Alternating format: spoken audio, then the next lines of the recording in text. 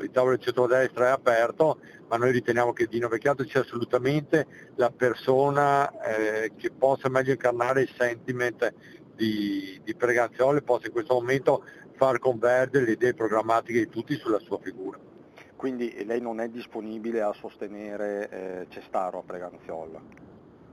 Guardi, noi l'abbiamo sempre detto, riteniamo che il tavolo sia ancora aperto, ci sia ancora qualche giorno per decidere, ma per noi il candidato migliore è Dino Vecchiato. Forza Italia non molla Preganziol e tiene il punto su Dino Vecchiato, candidato per il centrodestra, di fatto rispedendo al mittente il diktat di Fratelli d'Italia formulato da Claudio Borgia. I meloniani vogliono infatti come primo cittadino preganziolese Gianni Cestaro. Il Liberi Tutti è arrivato dopo l'ufficializzazione della corsa sindaco di Vittorio Veneto di Gianluca Posocco, delfino di Gian Antonio Darè, fresco di espulsione dalla Lega Salviniana e ora candidato nella città della Vittoria proprio con la Forza Italia di Flavio Tosi.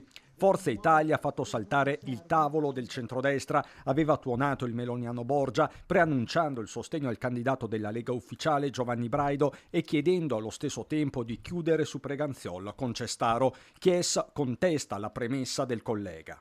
Ma io capisco Claudio, che tra l'altro conosco molto bene, ma gli ricordo che a Vittorio Veneto non siamo stati noi a far saltare il banco della trattativa, è stata semplicemente una questione interna alla Lega che ha visto il candidato Posocco, che da sempre era stato indicato come possibile candidato del centrodestra, ritrovarsi a non esserlo più.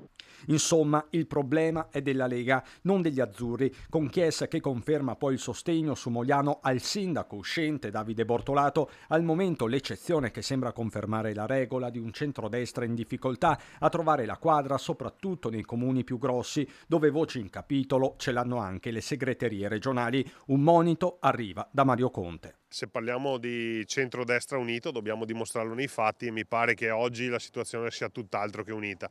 Allora la proposta che faccio io è invece di concentrarsi sulla suddivisione politica degli incarichi, mi concentrerei sui temi. Se parliamo di temi credo che troveremo molta più convergenza.